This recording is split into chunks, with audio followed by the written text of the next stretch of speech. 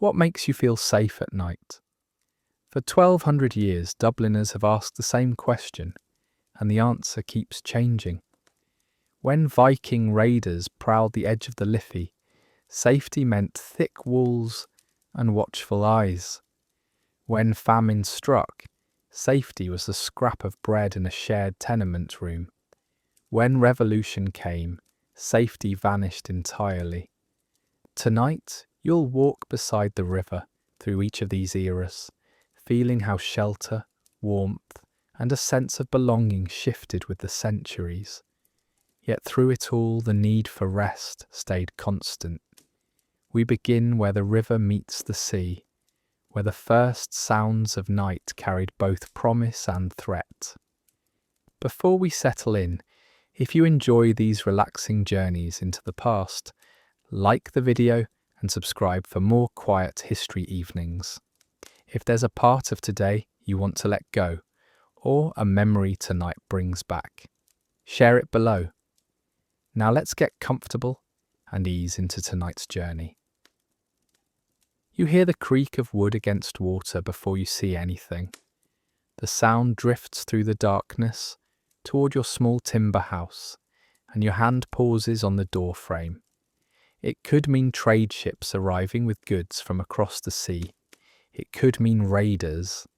In Dyflin, the Viking settlement we now call Dublin, the River Liffey carries both promise and threat to your doorstep every single day. Your house sits close enough to the water that you can smell it. The salt and fish, the wet wood of the docks, the tang of seaweed at low tide. You chose this spot deliberately. When traders arrive with amber from the Baltic or silver from the east, you want to be among the first to know. Your family makes its living from the river's traffic. Your father repairs boats, your mother trades cloth, and your brothers help with cargo. The closer you live to the water, the better your chances of eating well. But closeness means vulnerability.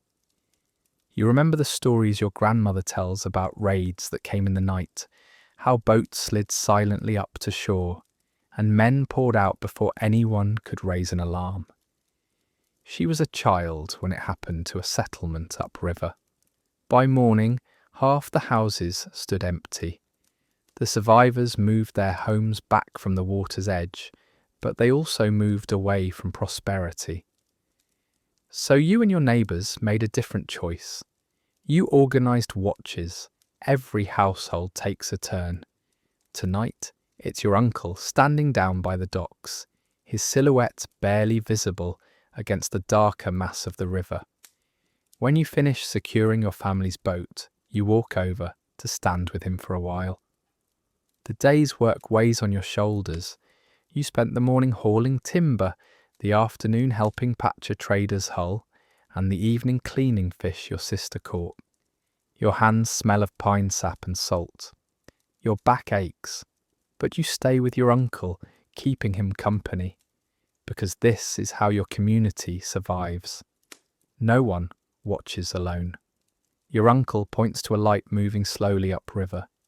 You both stand still, listening. The rhythm of the oars sounds steady, unhurried.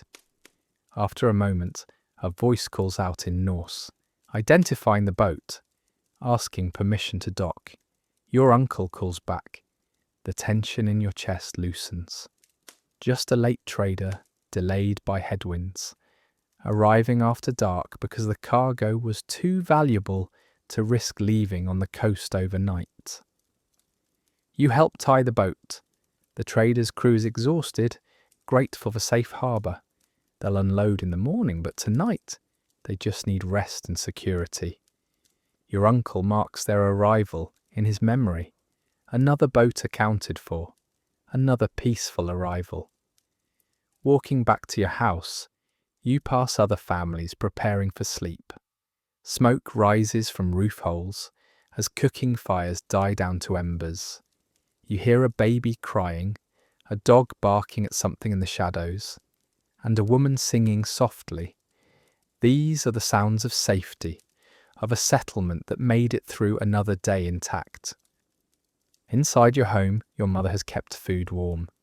Barley porridge with a bit of butter, bread, and a piece of smoked fish.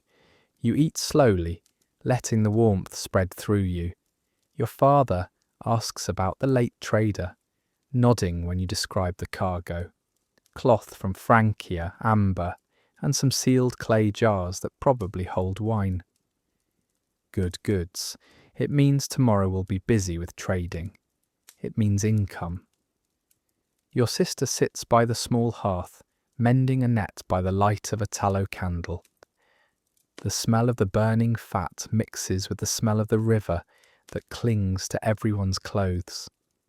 She worked hard today too, checking her fishing lines before dawn, then spending hours preserving the catch.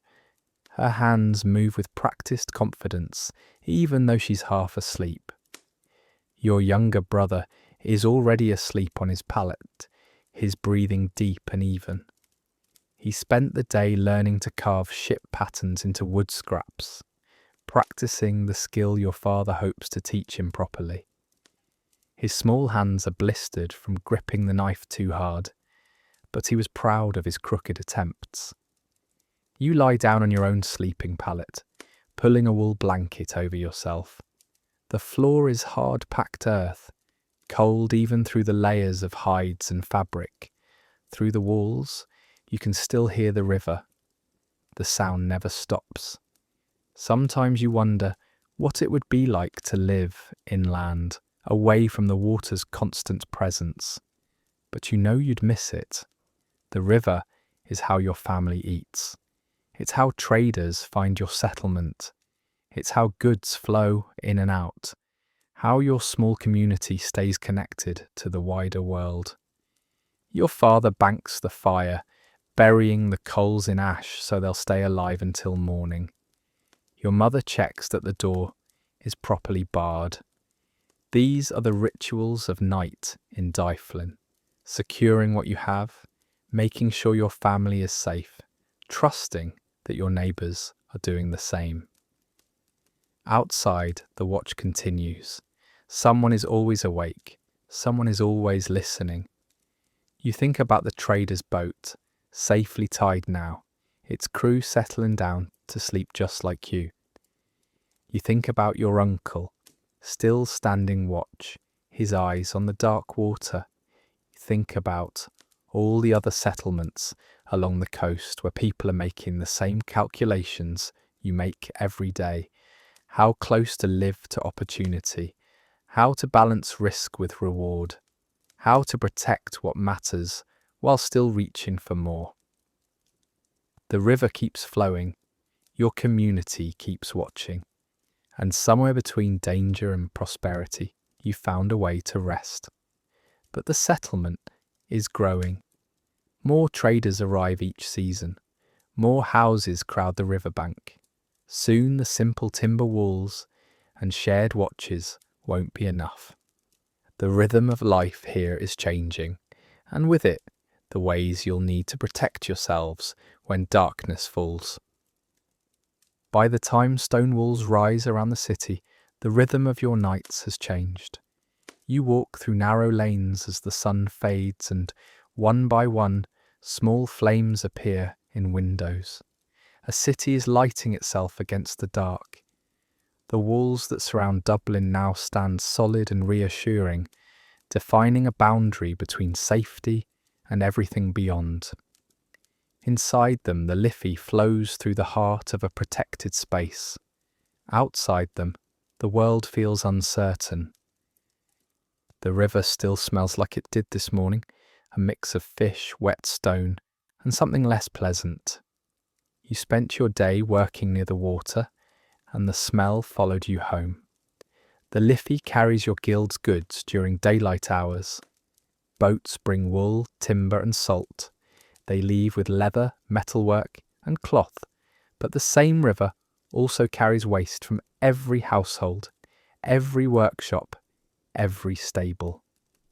By evening, when the current slows, the smell settles over the lower streets, like a blanket you can't shake off. Your hands still ache from the day's labour. You work in a tannery near Wine Tavern Street, and the job leaves its mark on everything you touch. Your clothes smell of the lime pits. Your skin feels rough no matter how much you scrub. You spent hours today, scraping hides, your back bent over the wooden frame. The master tanner checked your progress twice, nodding both times. Good work means steady income. A steady income means your family eats. Around you, other guild workers are closing their shops. You hear the thud of heavy shutters being pulled across openings, the scrape of bolts sliding into place. A blacksmith across the lane banks his forge, burying the coals deep so they'll stay alive until morning. His apprentice sweeps the floor, gathering metal scraps into a basket. The boy's face is smudged with soot, his movements slow with fatigue. You reach your own home as the church bells ring for vespers. The sound rolls across the rooftops, marking the end of the working day. These bells have governed your hours since childhood. They tell you when to wake, when to stop for a meal, and when to begin closing up. It's comforting to have that shared structure. You always know what time it is, even without seeing the sun. Inside your house, your wife has already lit a tallow candle. The flame is small but steady, casting a circle of warm light across the single room. She's been home longer than you, finishing her own day's work earlier. She sews for wealthy families in the Liberties, and today she completed a tunic for a merchant's son. The payment will help, though it's never quite enough.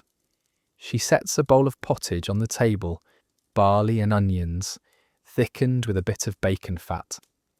The smell makes your stomach tighten with hunger. Your children sit near the hearth, the oldest helping the youngest eat. Your daughter is 9, already learning to spin wool. Your son is 6, still young enough that his main job is staying out of trouble. He asks about your day and you tell him about the hides you worked, the careful scraping that can't rush, or the leather will be ruined. He listens with half his attention, more interested in the bread your wife is slicing. The candle's light doesn't reach the corners of the room. Shadows pool there, thick and soft. You eat slowly, letting the warmth of the food spread through you. Your wife talks about the merchant's wife, how particular she was about the stitching on the tunic. Her frustration is quiet, but real. She's proud of her work, and having it questioned stings.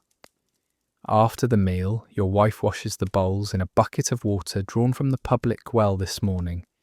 Your daughter helps dry them, stacking them carefully on the shelf. Your son yawns, rubbing his eyes. The day's activities are catching up with him. You light a second candle from the first, carrying it to the small alcove where the children sleep. They settle onto their straw mattress, pulling a wool blanket over themselves. You stay with them for a moment, watching their faces soften as sleep begins to take hold. Outside, you hear the city gates closing. The heavy oak doors swing shut with a sound that echoes off the stone walls. Guards drop the iron bars into place, securing Dublin for the night. No one comes in or goes out until dawn. It's a rule everyone accepts. The gates protect you from raiders, from thieves, from anyone who might mean harm. Inside the walls, you're safe. Outside them, the night belongs to dangers you don't have to face. Your wife sits by the candle, mending a tear in your work tunic. Her needle catches the light with each stitch. The room is quiet except for the soft sounds of her sewing and your children's breathing. You sit beside her, feeling the day's exhaustion settle into your bones. Tomorrow will bring the same work, the same rhythms, the same smells from the river. But tonight, in this small circle of candlelight, your family's warm and fed and safe. The Liffey continues flowing beyond your walls, but you don't hear it from here. You're far enough inland that the water's sound doesn't reach you. What you hear instead is your wife's quiet humming as she works, the crackle of the dying fire, the gentle sounds of a city preparing for rest. The stone walls hold you. The locked gates keep watch. The candle burns steadily, and in its light you see everything that matters. But centuries from now, your descendants will know a different kind of light entirely, one that transforms the very nature of darkness itself. You stand on a newly widened street as dusk arrives, and suddenly light floods the pavement, bright and steady, nothing like the flickering candles you grew up with. The gas lamps along Sackville Street, the grand avenue they'll later call O'Connell Street, ignite one by one, their glow washing over polished stone facades and freshly swept cobblestones. You stop walking for a moment, watching this transformation. Your grandmother talked about streets so dark you couldn't see your own feet. Now you can read the signs above shop windows, even as the sun disappears.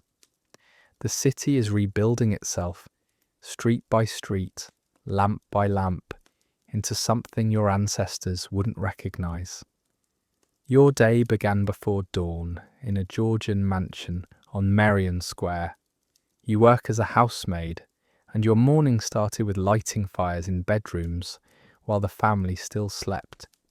You carried coal up 3 flights of stairs, your arms aching by the time you reached the top floor. You polished brass fixtures, helped prepare breakfast, then served it on china so fine you could see light through it. The family ate in a dining room, 3 times the size of the room you share with 5 other people. By afternoon, you were preparing the drawing room for evening guests. You lit the chandelier, arranged flowers brought in from the countryside, and made sure every surface shone. The lady of the house inspected your work, running her finger along a windowsill, checking for dust. She found none. You've learned to be careful. Mistakes cost you wages you can't afford to lose. When your work finally ended, you walked out through the servants' entrance into the early evening. The front of the house faces the elegant square, where gas lamps already glowed against the gathering dark. But you exit through the back into a lane where no lamps stand. You walk quickly, clutching your shawl tight. The coins in your pocket represent 12 hours of labour. They'll buy food for the week if you're careful. They won't buy light. Now you're passing through the bright streets, on your way to the tenement where you live. The gas lamps make everything visible. Well-dressed couples stroll past, the women in silk gowns, the men in fine coats. They're heading to dinner parties, to balls, to theatres. The night has become their playground. They laugh and talk freely, their faces clear in the lamplight. They don't hurry. They don't clutch their belongings close. The light makes them feel safe, makes them feel the city belongs to them. You turn down a side street and the lamps become fewer. Then you turn again and they disappear entirely. The tenement district doesn't have gas lighting. The city's grand rebuilding stopped several blocks back. Here the streets are narrow like they've always been. The buildings lean close together. The smell of too many people in too little space hangs in the air. You know your way by memory now, counting doorways in the darkness until you reach your own. Inside you climb 3 flights of stairs. The building holds dozens of families, maybe more. You stopped counting. Each room houses a different household. You hear crying babies, coughing, arguments, and laughter. The sounds of people living on top of each other. Your room is at the back. You share it with your sister, her husband, their 3 children, and an older woman who pays a few pennies toward the rent. There's no gas lamp here. Your sister has lit a single candle, and it makes the cramped space feel even smaller. The shadows press in from all sides.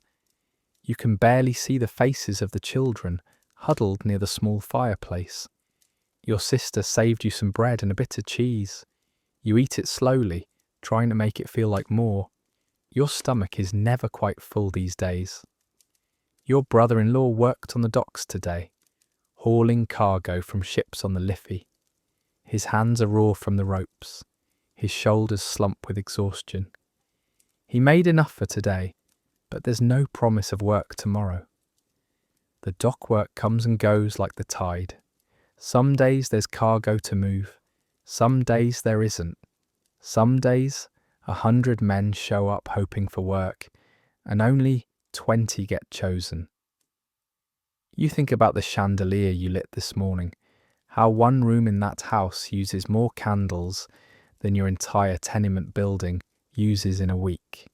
You think about the family eating their 5-course dinner while you're grateful for this piece of bread. The gas lamps outside that mansion burn all night, every night. Here you'll snuff out this single candle soon to make it last. The children settle down to sleep, curling up together on a mattress stuffed with straw. Your sister sits by the dying fire, mending a torn shirt by candlelight. Her needle moves quickly. She learned to sew fast because candles are expensive. Every minute of light has to count. You sit beside her and together you work in the small circle of brightness. The rest of the room lost to shadow.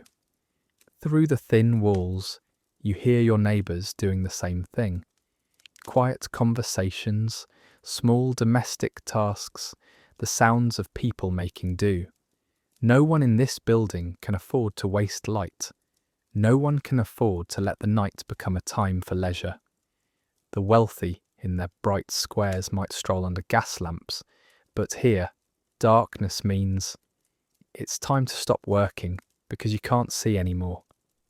You lie down on your portion of the floor, a thin blanket pulled over you. Your body aches from the day's labour. Your hands smell like the polish you used on that brass. Tomorrow you'll wake before dawn and do it all again. You'll light their fires and their chandeliers. You'll help them prepare for another evening of entertaining under bright lights. Then you'll walk home to darkness. The Liffey flows past the tenement district just as it flows past the grand squares. The gas lamps on the fashionable streets reflect in their surface, making the water gleam. But here, where you live, the river passes in darkness. Same water, same city. But the light doesn't reach this far. You close your eyes and the memory of those bright streets stays with you. Dublin has learned to push back the night, but only for some. For you, darkness still arrives exactly when it always did. And in the mornings to come, the river itself will carry a different kind of darkness, one that no lamp can illuminate. You wake in the tenement room you share with 7 others, and before you even open your eyes, the smell from the Liffey tells you it will be another day of searching for food. The stench seeps through the cracked window frame, thick and sour. The river that once carried trade goods now carries waste and despair. You've lived with this smell for so long that you notice it most in the morning, when sleep briefly lets you forget. The room is cold, winter settled in weeks ago, and there's no fuel for a proper fire. Your sister and her children are still huddled together under a thin blanket, their breathing shallow. Your brother-in-law left before dawn to stand at the docks, hoping for work that probably won't come. The ships arrive less often now. When they do, they're not bringing food. They're taking people away, families who saved enough for passage to America or anywhere that isn't here. You pull yourself up, your joints stiff from sleeping on the floor. Your stomach aches with a hollow feeling you've learned to ignore. There's no breakfast. There hasn't been breakfast in a long time. You remember when your day started with porridge, back before the potatoes failed. Your whole life was built on potatoes. Everyone's life was. Then the blight came, turning the crop black in the fields, and suddenly the thing you ate every single day simply vanished. You step outside into a grey morning. The streets are quieter than they used to be. Fewer people, fewer sounds of normal life. You pass neighbours you've known for years and no one speaks much anymore. Words take energy. You walk toward the river, hoping to find work at the quays, hoping someone needs hands to load cargo. The Liffey smell grows stronger as you approach. The water moves slowly, carrying things you try not to look at too closely. The city dumps everything here. Chamber pots, workshop waste. Things are worse than that. The river that Vikings once navigated, that medieval merchants relied on, now reflects Dublin's suffering at itself. Brown and sluggish, it barely seems alive. You stand with a crowd of other men at the dock. 30 people, maybe 40. A ship is unloading, and the foreman will choose 10 workers. You wait, trying to stand straight despite the weakness in your legs. He points at men one by one. Not you, not today. You watch the chosen ones begin their work, and you turn away before anyone can see your face. The day stretches ahead, with nothing to fill it. You walk through streets you know too well, checking the places you always check. They're empty, like they always are. Other people are doing the same thing, searching the same corners, hoping for small miracles that never come. By afternoon, your feet ache from walking. Your head feels light. You stop to rest against a wall, and a woman passes carrying a basket. You can smell bread. Real bread. Your stomach clenches so hard it hurts. She walks quickly, clutching the basket close, and you understand. You'd do the same. You return to the tenement as evening falls. Your brother-in-law is already there, his face telling you everything. No work for him either. Your sister is trying to comfort her youngest child, who's crying softly. The children don't complain loudly anymore. They've learned it doesn't help. They just make small sounds that break your heart more than screaming would. Your sister managed to get 1 potato today. 1 potato for 8 people. She's cutting it into pieces so small they barely seem real, trying to make everyone's portion look equal. You take your piece and eat it slowly, making it last. It gone in 3 bites. The taste stays in your mouth, and you try to hold on to it. Try to trick your body into feeling fed. Night arrives, and with it comes a cold that settles into your bones. There's no fuel for the fire. You burned the last of the broken furniture days ago. The room grows dark and no one lights a candle. Candles cost money you don't have.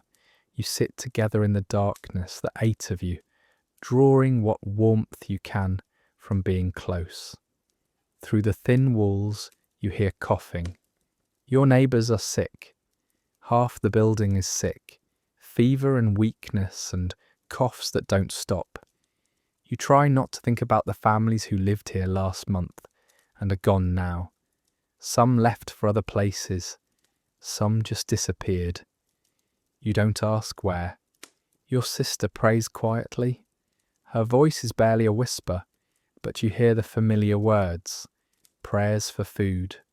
Prayers for health. Prayers for this to end. You used to pray too, but lately you just sit in the silence. The children settle down to sleep. Their small bodies press together for warmth. You listen to them breathing, and you think about the day that just passed. All those hours of walking and finding nothing. Tomorrow will be the same. You know this. Yet tomorrow you'll get up and try again, because what else can you do? The Liffey flows past in the darkness outside, its terrible smell a constant presence. The river has become like your life, like all of Dublin's life right now. Polluted, struggling, just barely moving forward. You close your eyes and feel the hunger gnawing at you. Feel the cold seeping through the walls. Feel the weight of another empty day pressing down. But you're still here. Your family is still here. You've survived today, and that counts for something. Around you in this building, in this neighbourhood, in this suffering city, other families are doing the same thing. Enduring. Holding on. Finding dignity in simply making it through to the morning.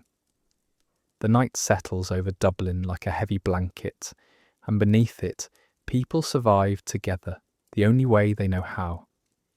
Years will pass before the river begins to clear, before new kinds of light reach these streets, before the rhythms of your days and nights shift again. The tram's iron wheels screech against the rails as you step down onto the platform, and above you, electric light hums with a steady brightness your mother never knew. These street lights glow without flickering, without the soft pop and hiss of gas. You stand for a moment, letting your eyes adjust. Your mother talked about streets so dark that you walked with one hand on the buildings. Now the pavement spreads before you, clear and visible, as if the sun never fully set. Your day started 12 hours ago at Jacob's Biscuit Factory on the north side. You clocked in at 7, and the machines were already running. The factory runs on electric power now, and that means the work doesn't stop when daylight fades. You spent the morning packing tins, your hands moving in the same rhythm hour after hour. The supervisor walked past twice, checking your speed. The factory can produce more now, so they expect you to produce more too. Your back aches from standing. Your fingers feel stiff from the repetitive motion. At midday, the whistle blew for a short break. You ate bread and cheese standing in the yard, then returned to your station. The afternoon felt longer than the morning. The noise of the machines fills your head even now, hours later. When the final whistle sounded at 7, you joined the stream of workers heading for the door. Electric light or not, exhaustion feel the same as it always did. The tram was crowded, workers from 3 different factories packed into the car, everyone heading home after shifts that stretched into darkness.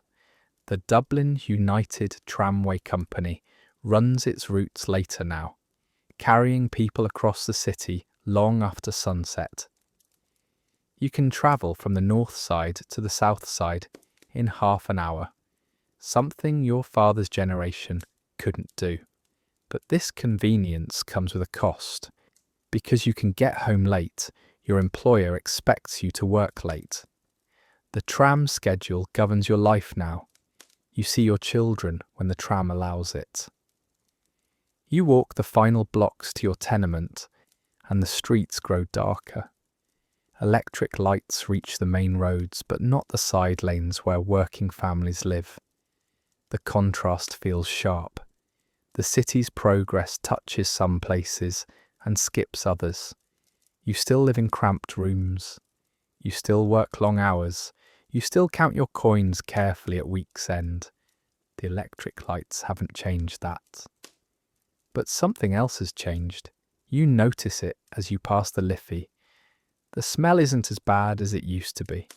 Your grandmother told stories about the river's terrible stench during the famine, how you could barely breathe near the water. Now you can walk along the quays without covering your nose. The city finally started cleaning the river, slowly removing the worst of the waste. Public health reforms are taking effect bit by bit. The Liffey still isn't clean, but it's better. You can see that progress even if you can't see it in your own living conditions. Inside your building, you climb the stairs to your rooms. Your wife is putting the children to bed. She works too, taking in laundry during the day. She started the wash before dawn and finished hanging the last pieces as the sun set. Your daughter, 8 years old, already helps with the lighter tasks.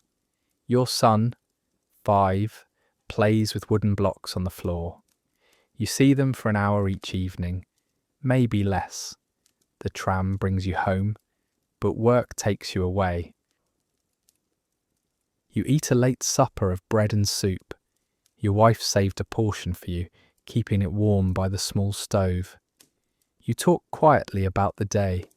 She mentions a neighbour who got sick and another family struggling with rent. The building holds 50 families and everyone knows everyone else's business. The thin walls keep no secrets. After the children are asleep, you step back outside.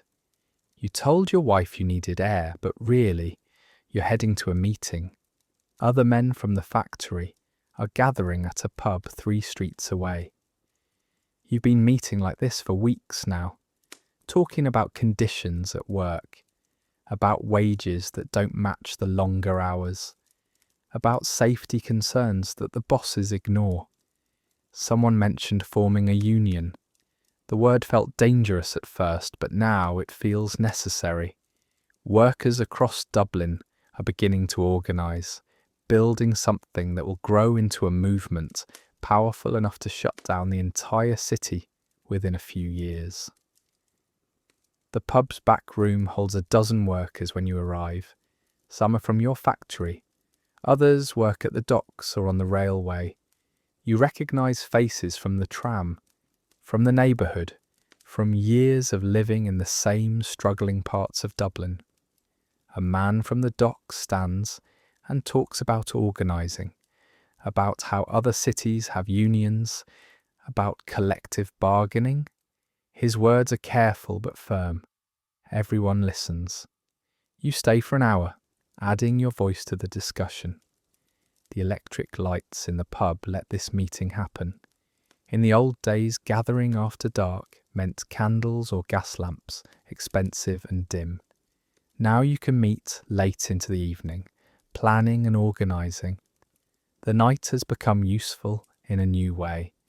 It's not just for rest anymore. It's for building something together.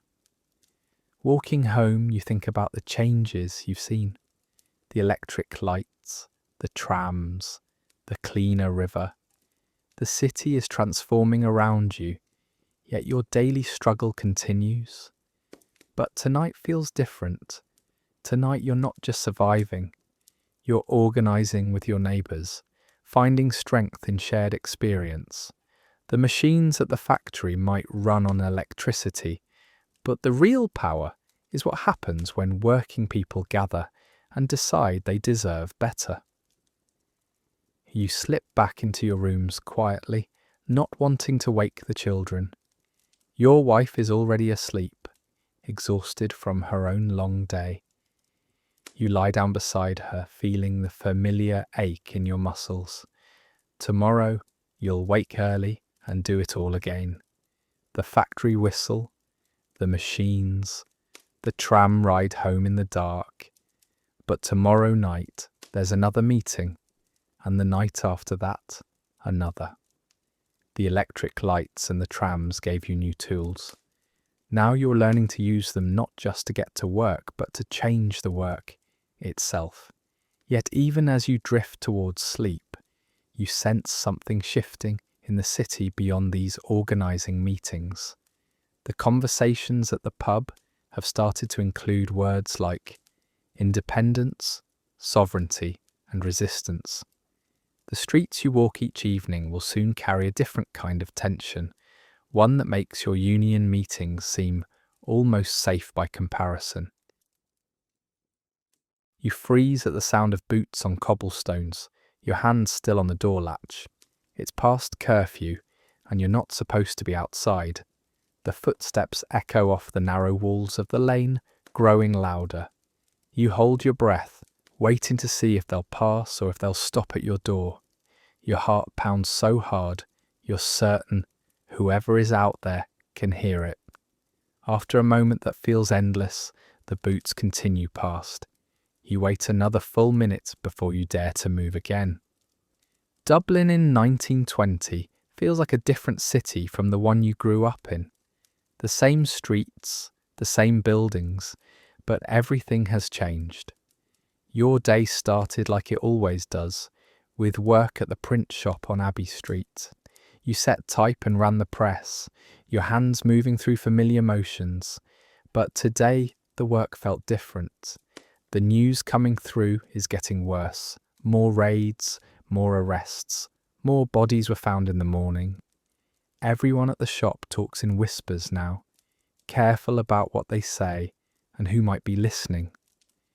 At midday, you heard gunfire in the distance, not close enough to see what happened, but close enough to make everyone stop and listen. The sound echoed off the buildings, sharp cracks that made your stomach tighten. Then silence. You went back to work, but your hands shook for the next hour. This is what life feels like now.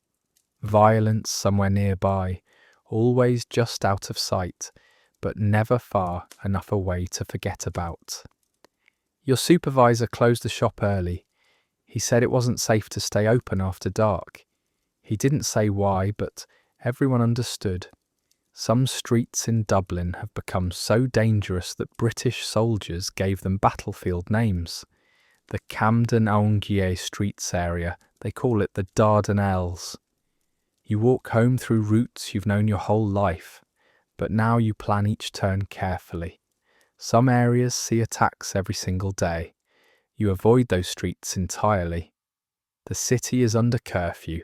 Everyone must be inside by a certain hour, and no one is allowed out until morning. The rule came from the British authorities trying to control the streets, trying to stop the attacks that kept happening. But curfew doesn't stop the violence. It just makes the night more frightening. When darkness falls, you don't know what you'll hear. Gunfire, explosions, the sound of military vehicles racing through empty streets, or worse, silence broken by screaming. You remember last Sunday, November 21st. That morning, 18 men were killed across the city. You heard about it by afternoon. British intelligence officers, all assassinated in their homes. By evening, everyone knew what happened next. British forces opened fire on a crowd at Croke Park during a football match. 14 people died. 65 were wounded. Later that night, 3 men were arrested and killed at Dublin Castle.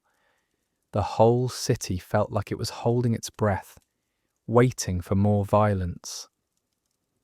Now every evening brings that same feeling of dread. You come home from work and lock the door behind you, and you don't feel safe even then. Your wife has already pulled the curtains closed.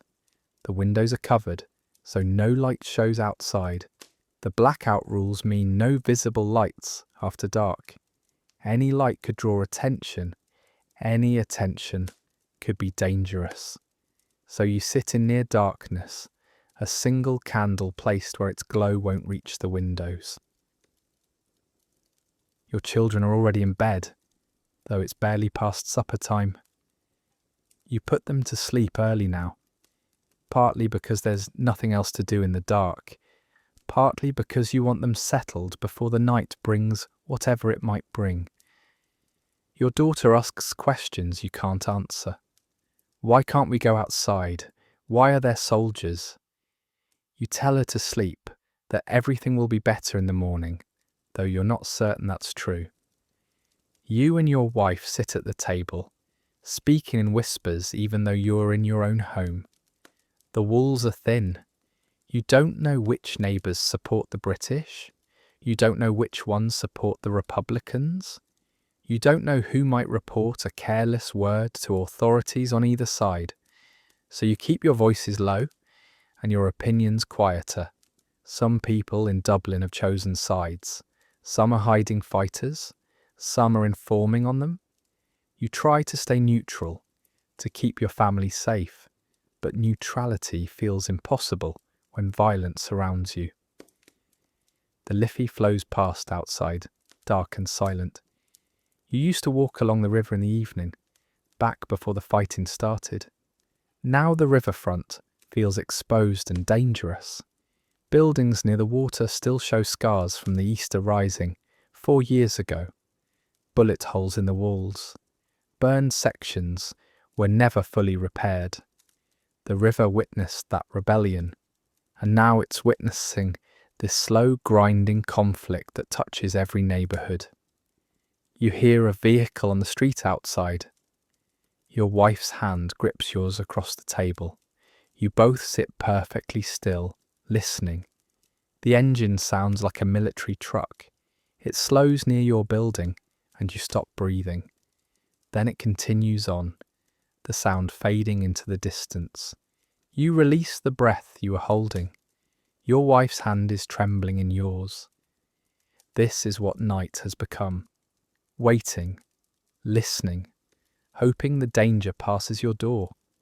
You think about the life you had before, when evening meant rest and safety. Now evening means fear.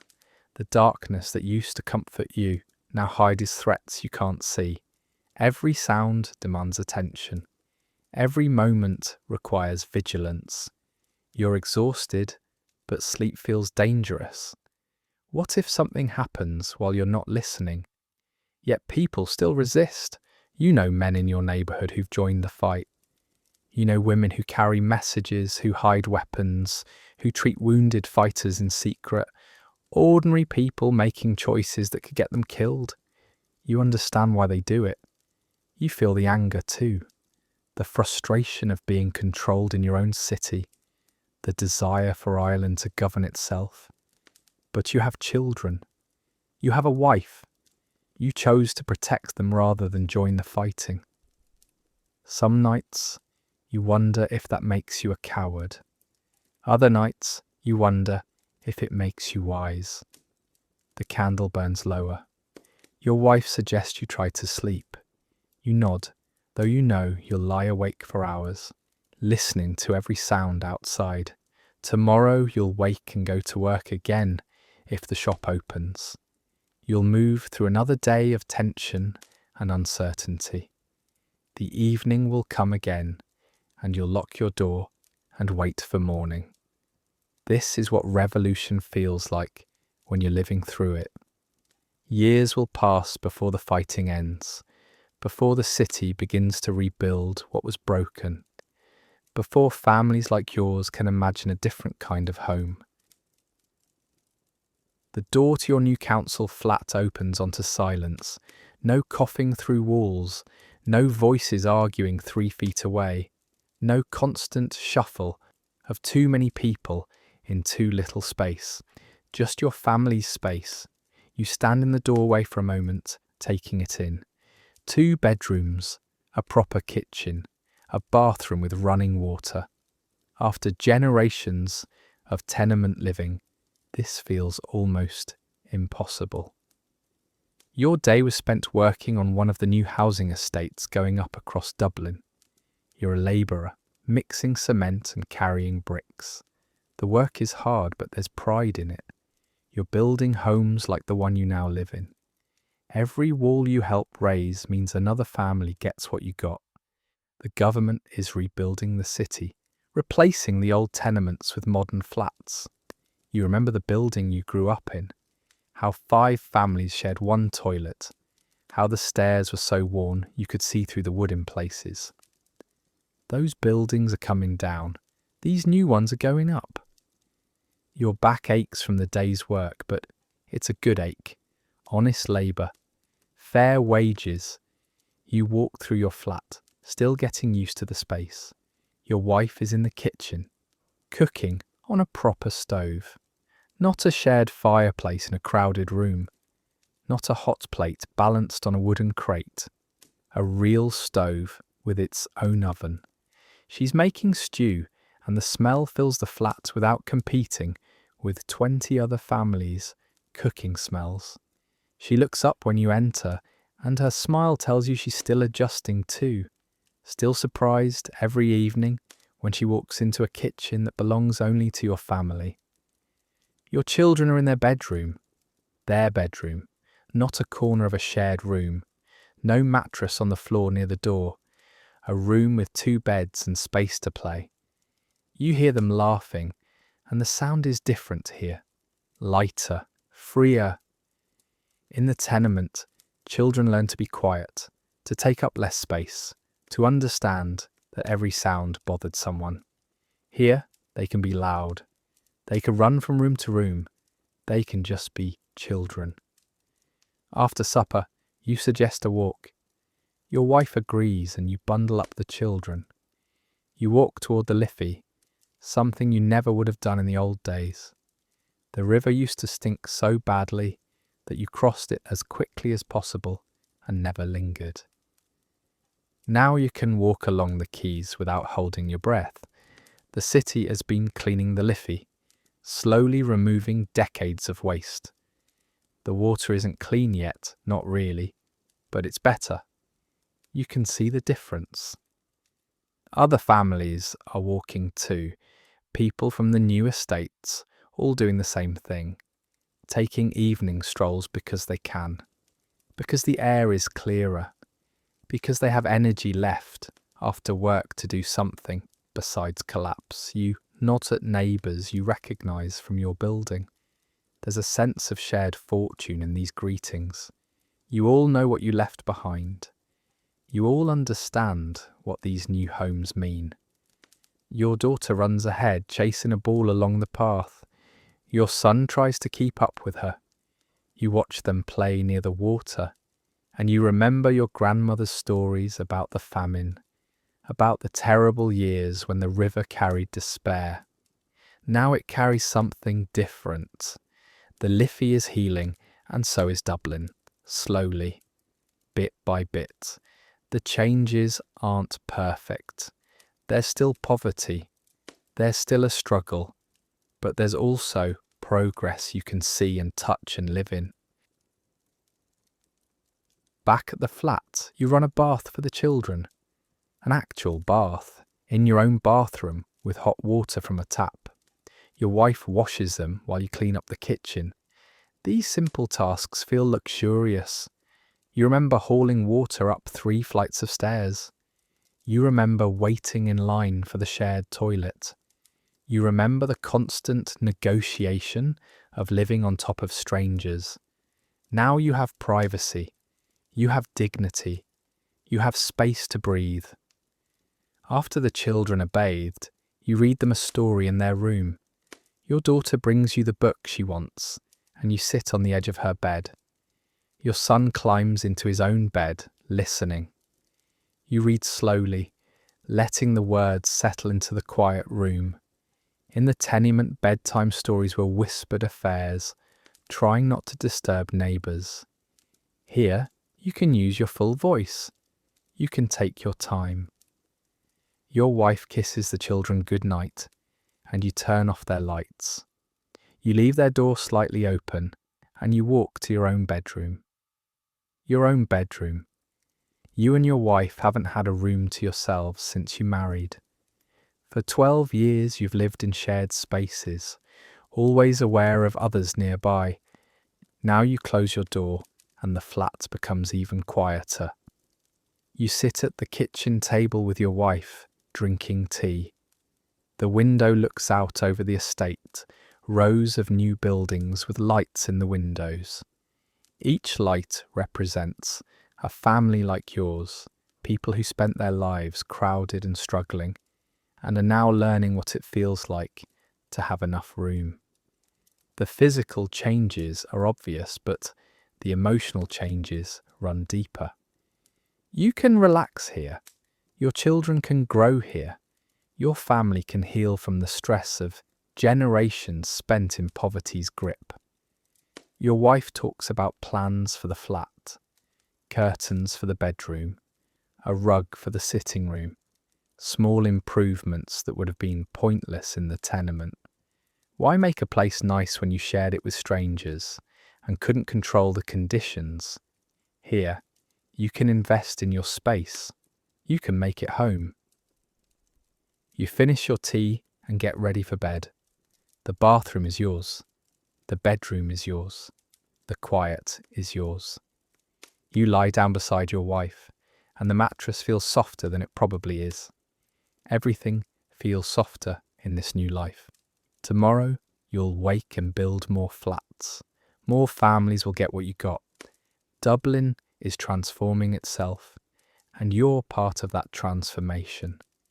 For tonight, though, you're just a man resting in his own home, listening to his children breathe safely in the next room, feeling the weight of proper shelter settle around him.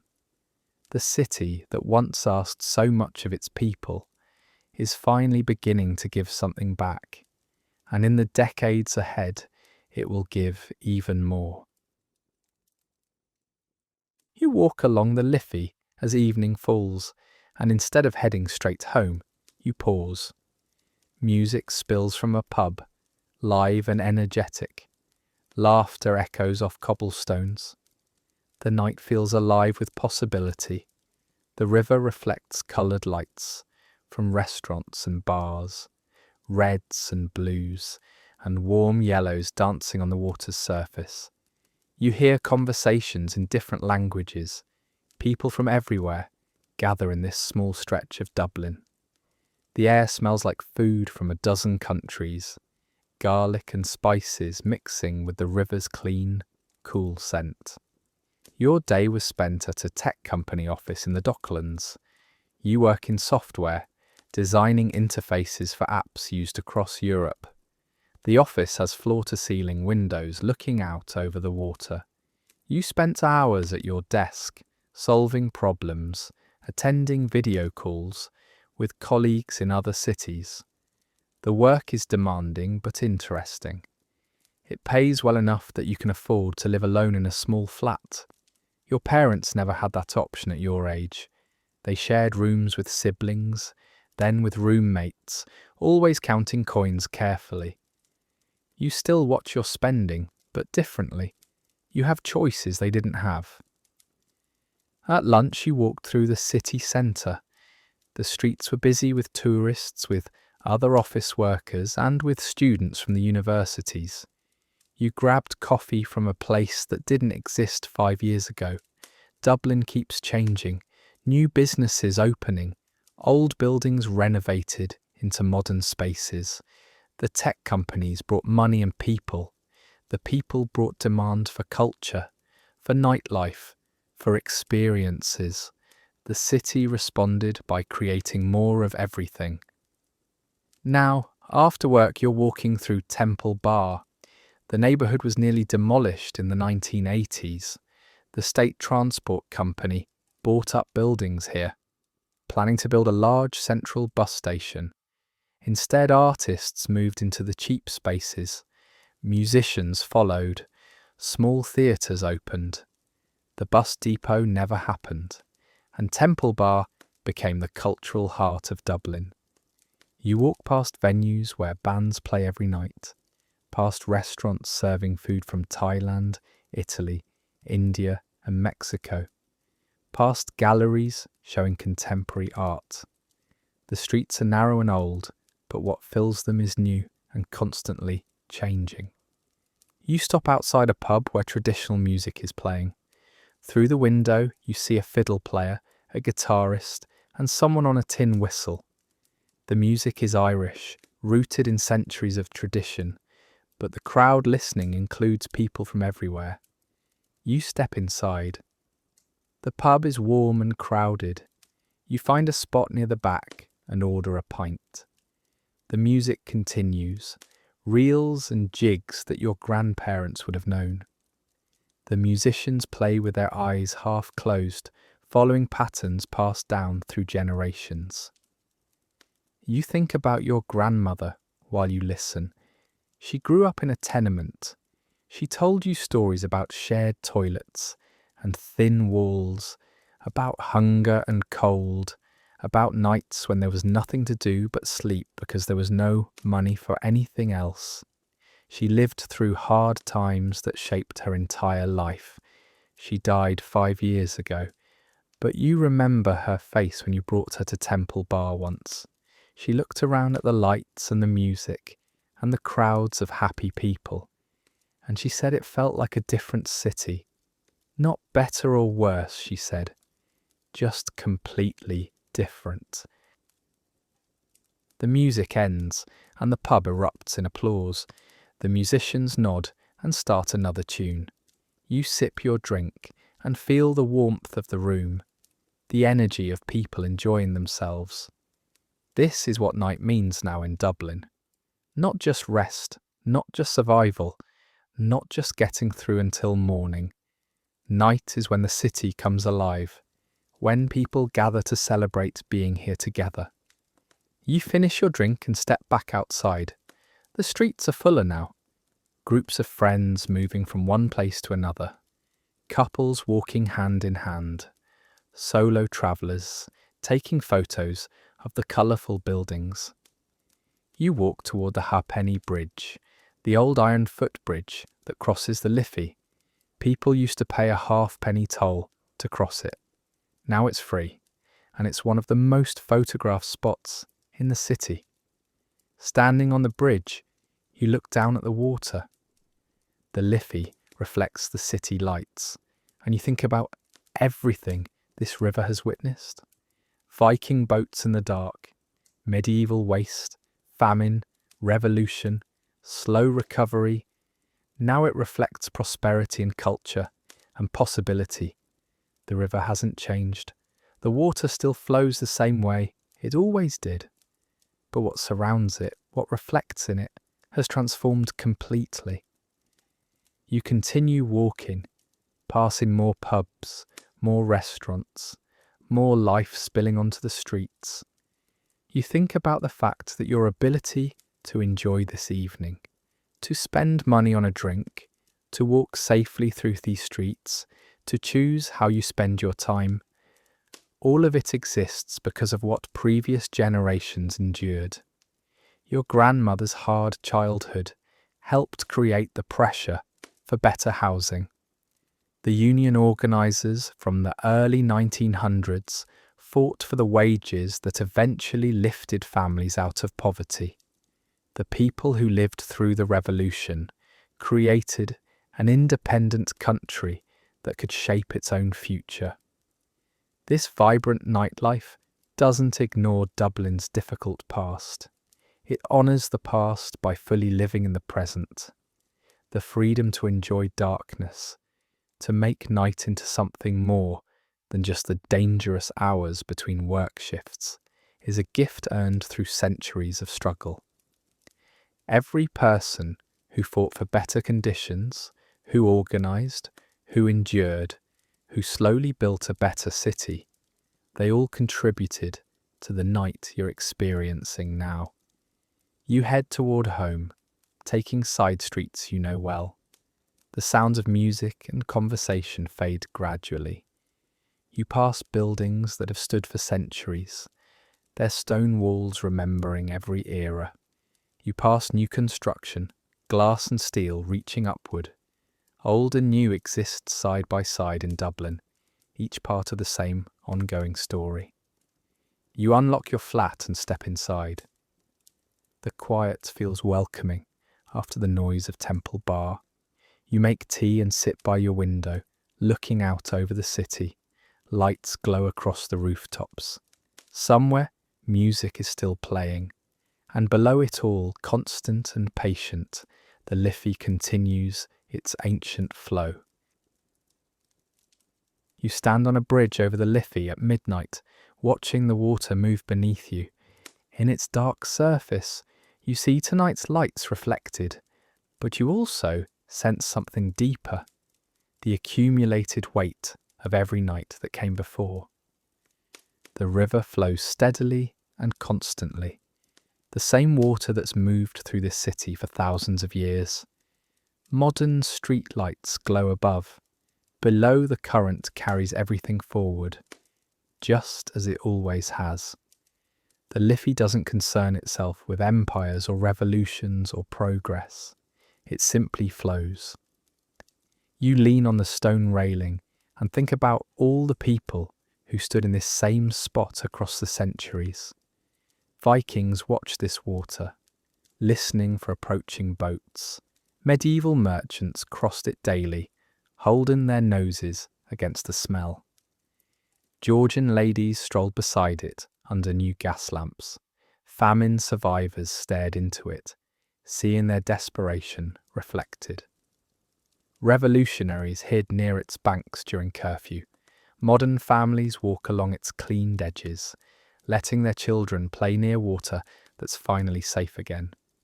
The river has been everything to Dublin: threat and promise, highway and sewer, battlefield and celebration.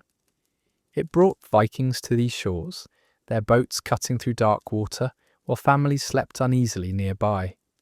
It carried medieval trade, but also medieval waste, prosperity and pollution flowing together. It glinted under Georgian gas lamps, showing the wealthy their reflections while the poor crossed it in darkness. During the famine, it carried the city's despair. During the revolution, it flowed silently past burned buildings. Now it reflects restaurant lights and happy crowds. Yet the water itself hasn't changed. The Liffey still rises in the Wicklow Mountains and flows to the Irish Sea. The same journey, century after century. Humans built walls along its banks, bridges across its width, and embankments to control its flow. They dumped their waste into it, cleaned it up, dumped more waste, and cleaned it again. They fought over it, built beside it, feared it, and celebrated it. The river absorbed all of it and kept flowing. You think about the patterns that repeat. Every generation of Dubliners came to this water seeking the same things. Safety first, a place to sleep where danger couldn't reach them. Then food, always food, the endless human need to eat. Then warmth, especially in Irish winters when cold seeps into your bones. Then connection, the comfort of familiar faces and shared struggles. These needs never changed, only the methods of meeting them changed. The Vikings built wooden houses close to the water, organising watches through the night. Medieval families huddled in stone buildings, their candles flickering. Georgian servants walked home from bright mansions to dark tenements. Famine survivors searched for scraps along the quays. Union organisers met in pubs after working beside the river all day. Revolutionary fighters hid in buildings overlooking it. Council housing residents finally got homes with bathrooms and running water. Modern workers unwind in Temple Bar, the river flowing past their celebrations. All of them needed rest. All of them ended their days and tried to sleep. The Viking trader checks his knots one more time. The medieval craftsman banking his fire. The Georgian housemaid is climbing dark stairs. The famine father dividing one potato. The factory worker is planning union meetings. The revolutionary listening for boots on cobblestones. The council flat resident finally has space to breathe. The tech worker strolling home from a pub. Different nights, same human exhaustion, the same human hope that tomorrow might be easier. The Liffey witnessed every single night. It flowed past Viking settlements and medieval walls. It reflected gas lamps and electric lights. It carried the city's worst times and its best times downstream toward the sea. The water itself holds no memory, but somehow it contains everything.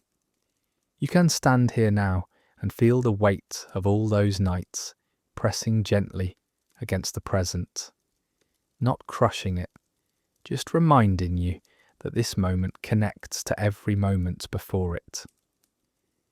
The river's constancy provides comfort. Everything else in Dublin has changed beyond recognition.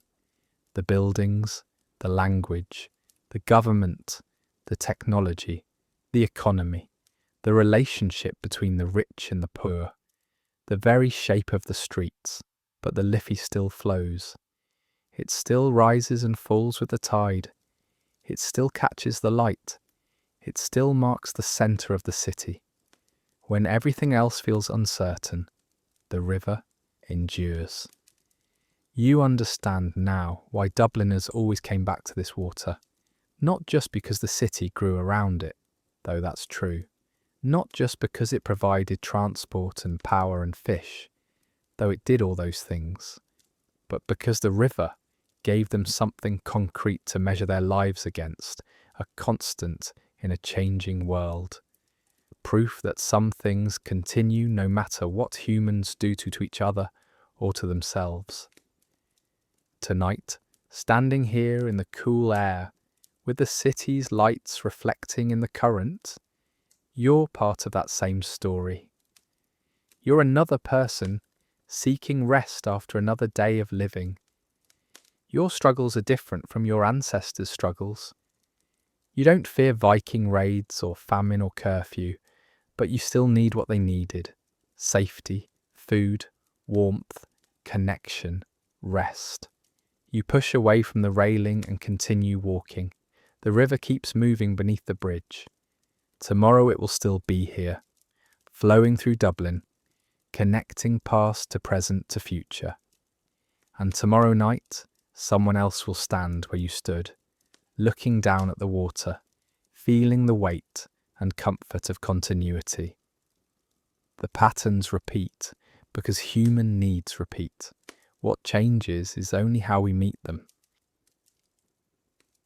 You walk through history not as an observer but as a participant. Across 12 centuries, through every kind of darkness Dublin has known, you've sought what your ancestors sought: shelter, warmth, someone to share the night with.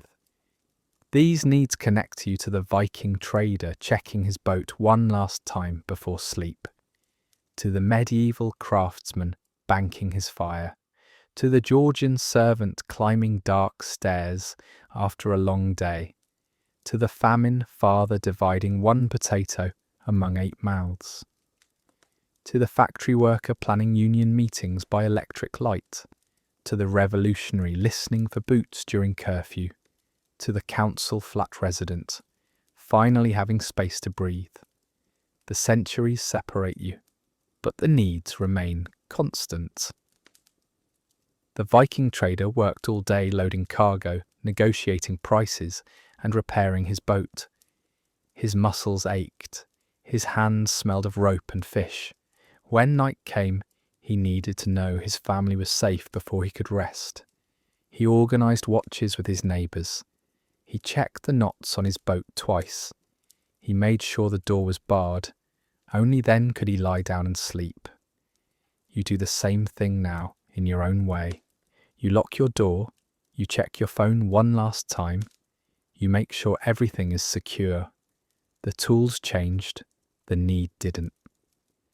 The medieval guild worker spent his day scraping hides or forging metal or weaving cloth.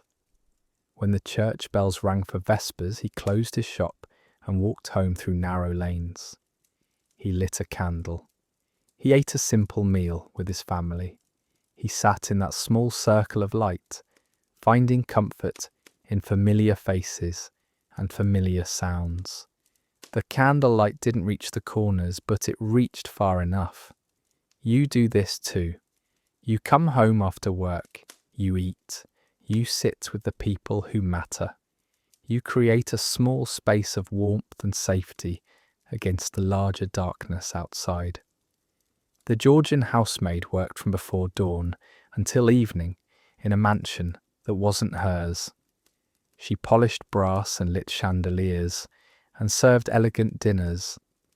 Then she walked home to a dark tenement room shared with strangers. She ate a piece of bread. She mended clothes by a single candle because candles cost money. She lay down, exhausted, knowing tomorrow would be the same. You understand this exhaustion. You know what it feels like to work all day and still not have enough. You know the weight of being tired in your bones. The circumstances differ. The tiredness feels the same. The famine father searched all day for work that didn't exist, for food that had vanished.